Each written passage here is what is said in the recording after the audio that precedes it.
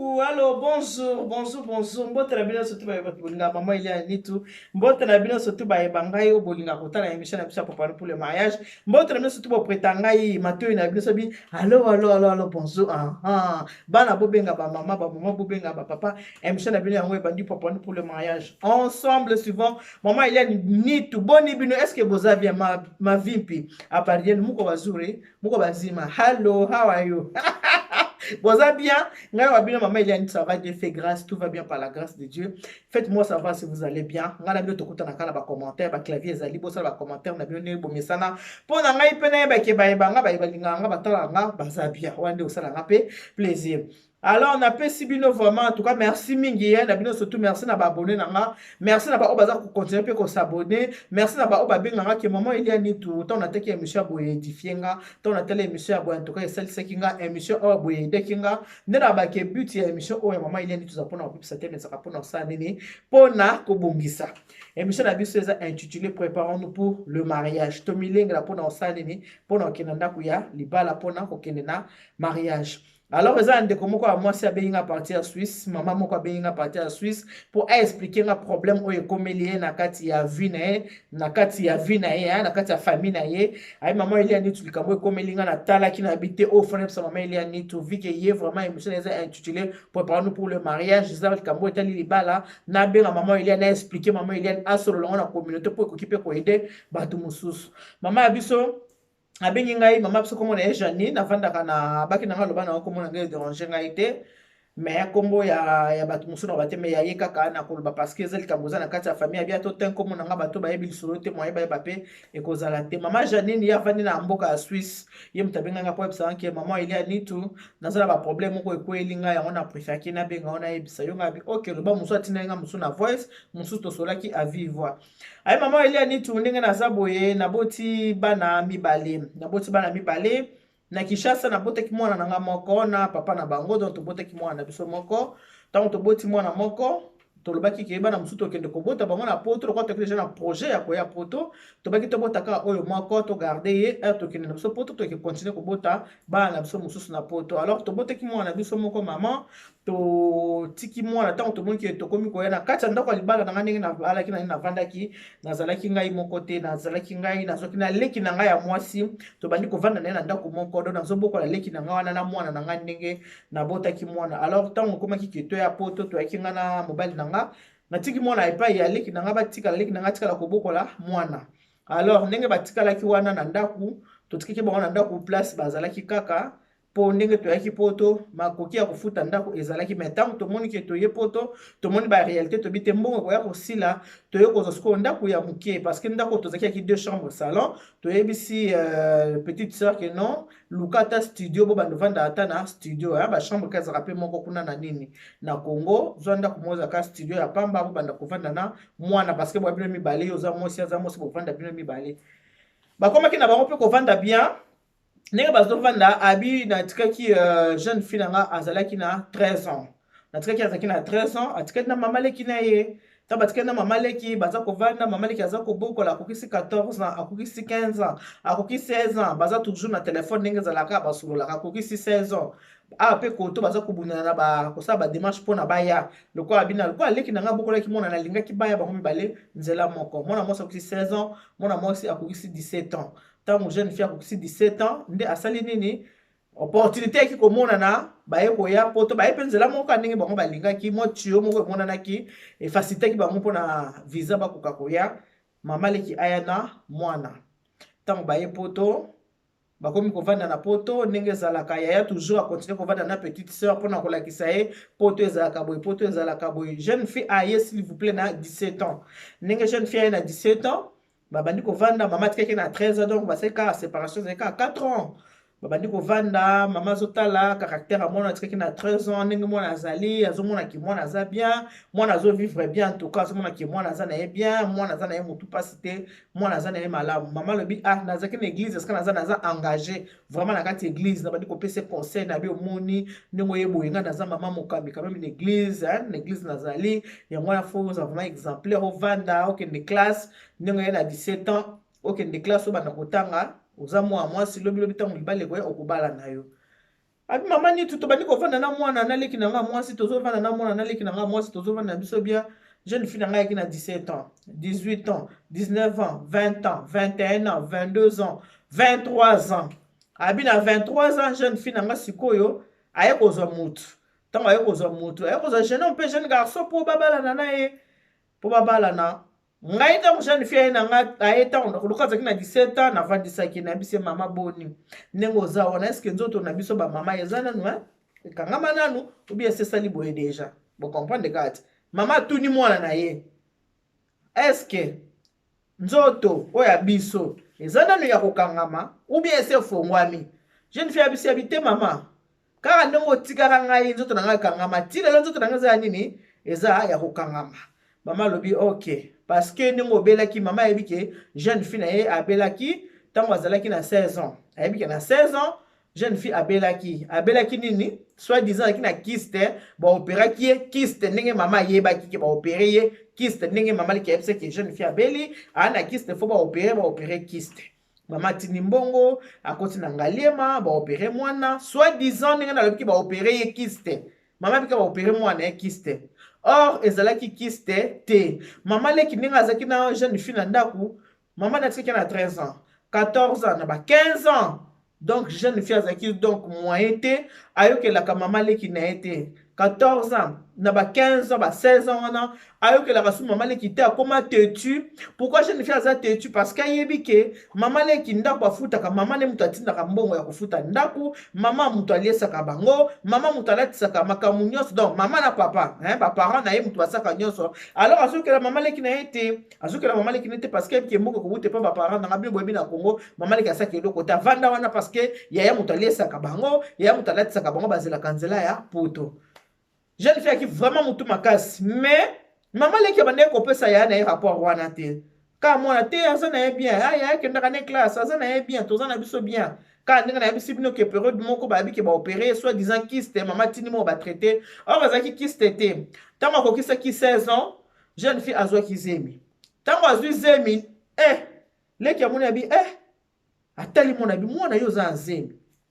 boyebi ka zemi ndenge ezaka mwana ndimi aza nzemi nga na otozelaka nzela ya poto yo suko ozwi zemi suki yaya yokiki yo oza nzemi tokosuka wapi ye kuta abi abi te mama ayebisi mama leki fo mama yeba te tolongolaka zemi mama fo yeba te tolongolaka zemi badeside ka bango mibale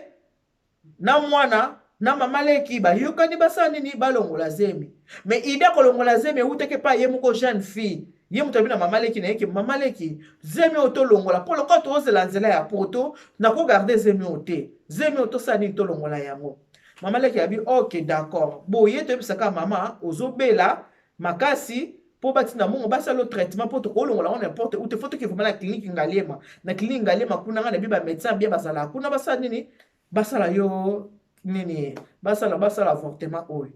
ok bakei mama tini mbongo abisi mwana azobela kiste fo basala ye opération mama tini mbongo opération akoti hôpital donc jeune fille wana komona ye fifi akoti hôpital ndenge fifi akotaki boye na hôpital bakamati basala curtage balongoli ye zemi oyo azalaki nango or ntango balongolaki fifi zemi batushaki ye trompe na kolongola fifi zemi nzoka batushaki trompe ya fifi bango mpe bamédecin balobi teke batushe trompe ntango balongolaki zemi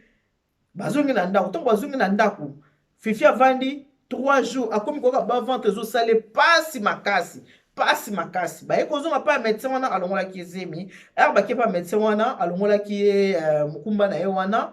médecin ayebaki moti atali ke non ntango nasalaki makambo oyo natushaki trompe maboko aloba vérité alobi kake non aza na kiste ndenge aza na kiste fo tosala nini fo to opérer d'urgence babengi yaya fo kobakisa mbongo mpona opération oyebi kaka afriki ndenge ezalaka yaya mpe na kobanga mwana tusa boye na boye mpe ndenge bayaki boye na mobali babotaki susu mwana moko ya mobali donc wana fifi yaki mwana mwasi babotaki junior mpo junior wana azwi nkombo ya mobali na ye babotaki junior na bango mama tindi mbongo nzoka nde médecin amonaki ke trompe ya mwana wana ezaki touche médecin alongoli fifi trompe atiki fifi na trompe moko trompe wana atikaki nango mpe fifi ezalaki na malformation trompe ne wana moko ezalaki ya ete elingama mwa moke ezalaki na malformation ya naissance bazwi trompe moko bakati trompe mpona zemi oyo balongolaki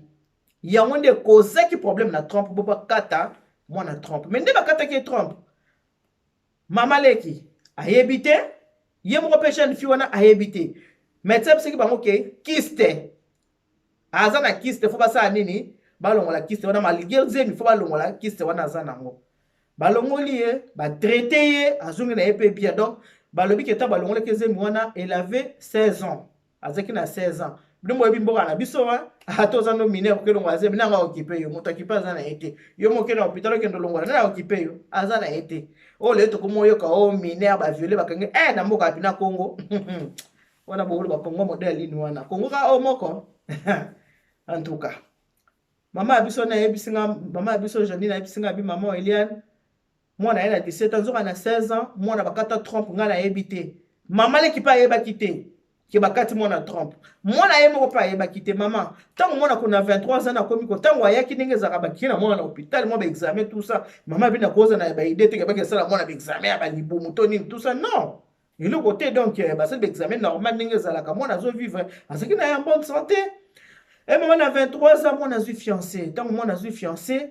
tito baze kozana mwana na ndako ndenge wana en tout cas namonaki azalaki na mobulu te azalaki kovanda na ye normal boyebi mpe moto aye na 16 ans ayebi mpe mboka malamu te ayebi biso baswisse mpe toa lokola babino na bafrance kuna ndenge boza te ayebi mpe mboka malamu te vraiment azalaki ne kovanda na ndako kokende nanga na baeglise na bamilie église tout ça boye na boye en tout cas tovandaki na biso kaka bien na petite sœur na ye totoko tovandaki bien aye mama elia nitu na 23 ans ntango azwi mobali azwi fiancé ntango azwi fiancé ndenge ezalaka fiançaille une année bavandi après na 24 ans nde eske ayaki kobala akende na ndako ya libala mama ntango mwana akende na ndako ya libala biso nyonso bamama esengo na biso ezalaka nini soki obalisi mwana mpo osala nini omema koko elenge ya mokili bima soki ya pembe osala nini omema koko wana osala nini osepela mwana akoti libala na 24 ans 25 ans nazomona mwana azoyebisanga te eloko teke oyo ata mwa boye 26 ans nakomi kobenga mwana nga bimama ndenge nini bando okoti kuna libala yango ya yo nazomona ata sini moko te eloko moko te tout ça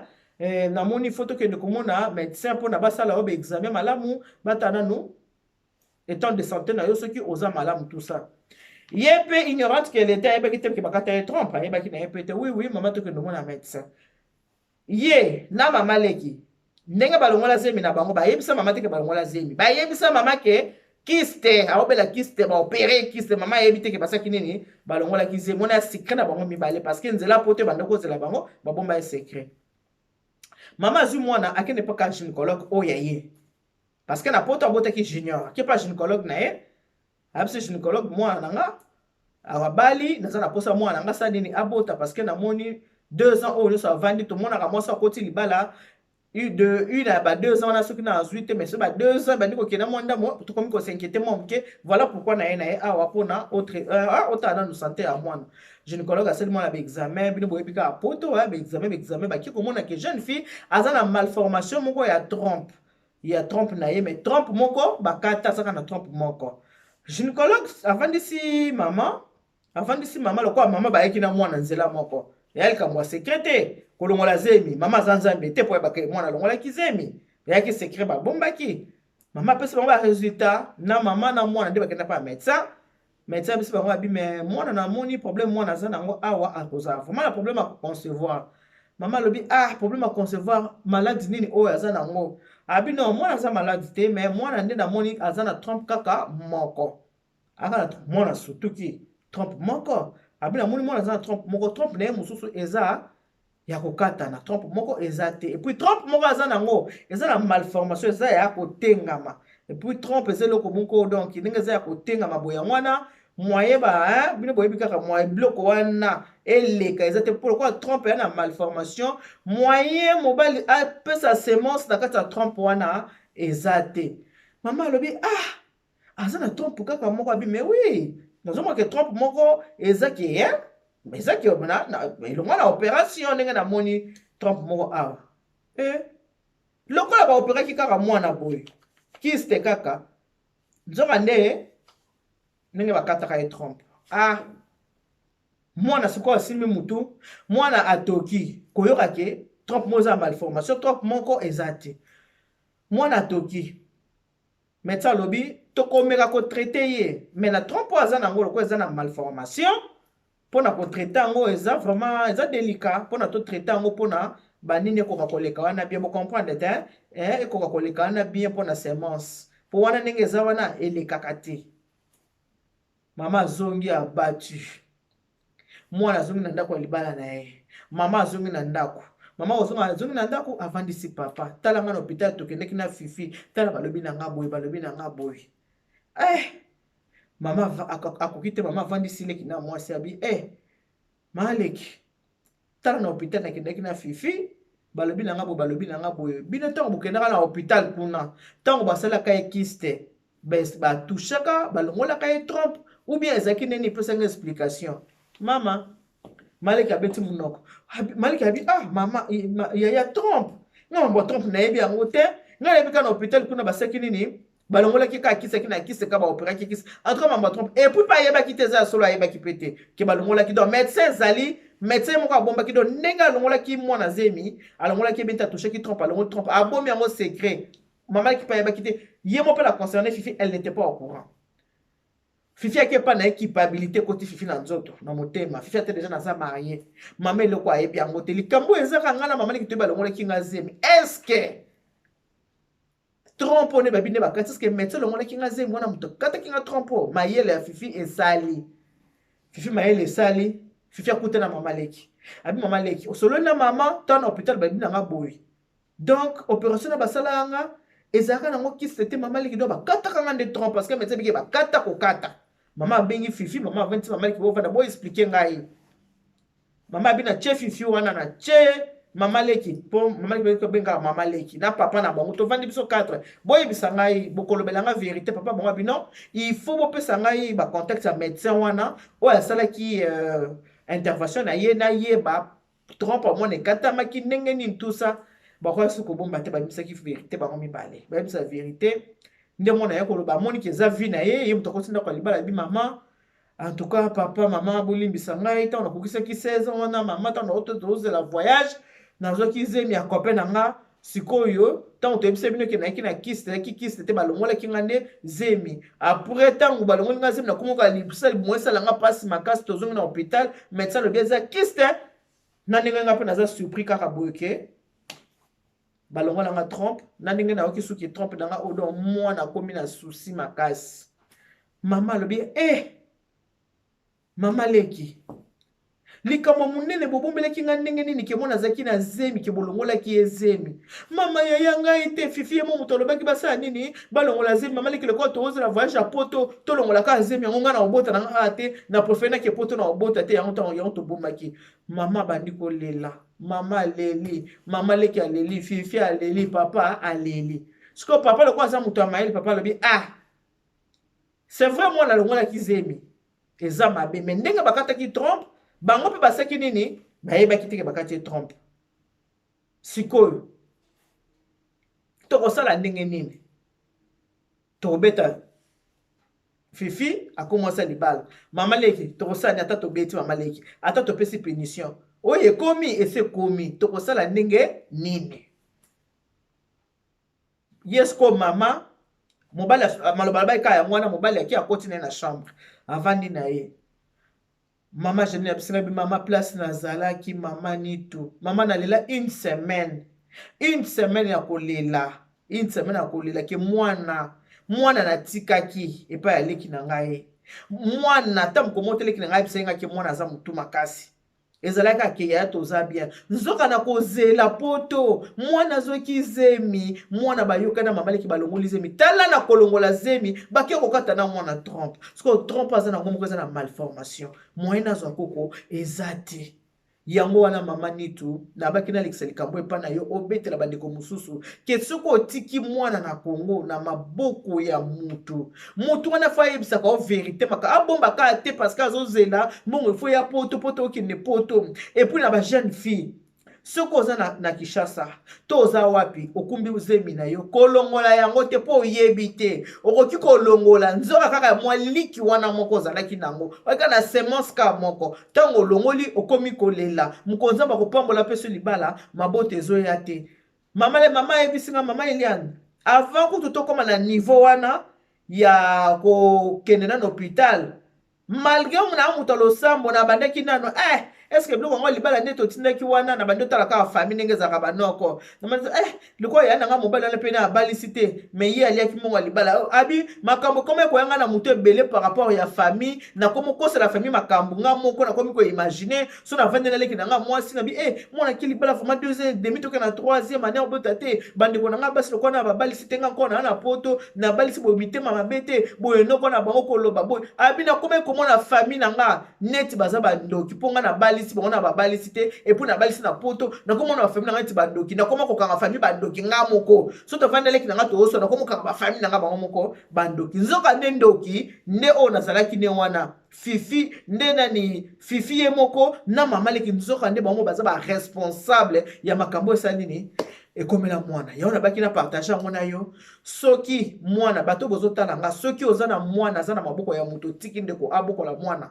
mama mwana na soko ayembala moko vandisa ye solola na ye ndenge nini po otika oza mwasi po lobi okobala soki likambo eza bosala nini tobongisa vala mpe basituation tokutana nango yango oyo sikoyo soki moto azwi kopa oya poto aya te parce que il faut atikala mpona bana mais non soki baparent baye poto balukaka basala nini babengisa mpe bana ya lelo motu makasi mpe eleki ntango ozosala likambo yango nazoloba ke pase na biso ebebiselaka biso future mwana alongolaki zemi balobi azeki na 16 ans parce que aye poto na 17 ans alongoli zemi mpo bande ekozela poto lelo oyo avandi na poto na age ya 23 ans abali 24 25 ans 26 ans mwana azoya te bakende boye batala zemi oyo balongolaki bapikoli lisusu na trompe bakee nango botamaka moto ozokutana nango na bavi na biso yango wana mama bakangi bato bandoki mosu bokanga bato bandoki pamba soko oza na mutu ozomona likambo ekende te avant okanga ndoki mutu wana ye moko afungola motema tubela aloba na oyo eza na kati ya motema na ye asala nini yango bato ebele tozomona na moya lelo omona ata mosu mutu akoti libala azosimba bana te mpona nini bokomika kokanga bandoki nzoka nde mutu ta mosu aza na basekre na ya motema ayebi babakola na ye bakolaki na ye bokomokanga oyo bafamille ndoki nzoka famille ndoki te mutu ana basekre na motema asa nini avandi nango abido mama eliani nasala nini mwana na kati ya libala aza na kati ya libala kuna nde toloba boye likambo wana biso togarde yango mwana na kati ya famille mwana toloba na belle famille na ye eza te ndenge bakovanda kaka soki bakovanda soki bakabona nga mwana kota kuna eza te leki nanga mpe ya mwasi koto oyo leki mpe alobi mama yaya ntango fifi azoki zemi na biso nakoyebisa na mama fifi alobi nanga te mama leki koyebisa mama te sino te tokorate poto nga mpe na kobota na nga te tosala nini tolongola likanisa kolongola utaki epa ye moko fifi mama leki mpe ataliki bazozela mpe poto basala nini balongola kaka botala les conséquences corrige mieux que les conseils botala conséquence botala eloko oyo mwana akute na mama nalobi abi mama eliane naboti bana kaka mibale fifi mwana mwasi na junior oyo naboti na nsima fifi nyonso tosala nini totika na maboko ya nzambe ye moko moto asala nini ayebi antuka naza na bacommentaire mingi akotya wana te eza bapasi kala ngi nalobaki botala baparent makambo nini oyo baparent bakutana komona mokili par rapport